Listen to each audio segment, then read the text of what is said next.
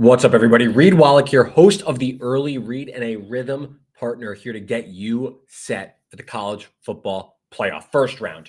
We got one big game we're going to deep dive here, and that's Notre Dame versus Indiana. The first game on the first round docket. This game is Friday night in South Bend, in-state rival. It's going to be an awesome atmosphere and an awesome game, no doubt about it. So my Rithmm model, huge edge here. As you can see here, Indiana plus 7.5 is a bet.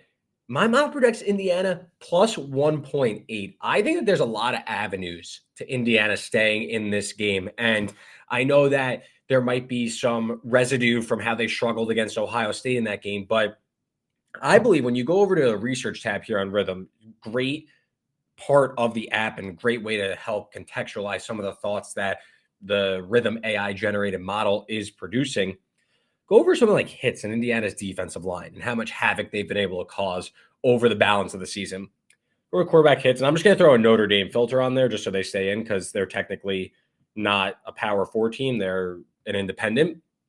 So you go Power Conferences, Fighting Irish.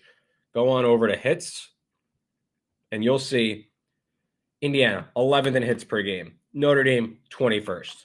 Go over tackles for loss. You're going to see towards the top here that we got Indiana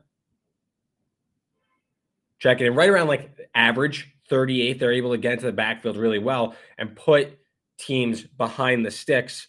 We scroll on a little bit further down. You're going to find Notre Dame. They're 58th in tackles for loss per game. Despite playing, both teams have played easy schedules, but you see that these defensive lines have both been able to get into the backfield, and Indiana's been able to do it at a higher clip, to be quite honest. You go over to passing yards and what Indiana's been able to do. This Indiana offense, number one in the country in EPA per pass this season. You go on over to passing yards per game. We have that same filter on. Indiana, they didn't necessarily chuck it around the yard, but they showed a really efficient passing attack, running it up the score there. Indiana, 20th in passing yards. Like I said, number one in EPA per pass.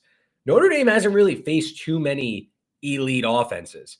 Louisville, I know they beat Louisville at home. Louisville moved the ball pretty well on them through the air.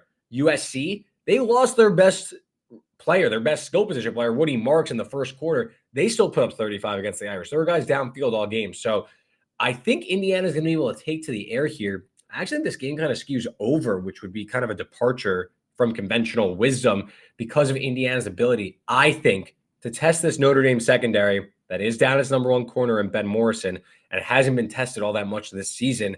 And when they have, those good passing offenses have moved the ball. So we'll lean towards the over, and I definitely think Indiana's live to keep this one close. My model likes it. They make Indiana only about a 2-point underdog in this game. We're getting a touchdown. I agree with that. I think Indiana's live. I think this game goes over the total at below the key number of 51.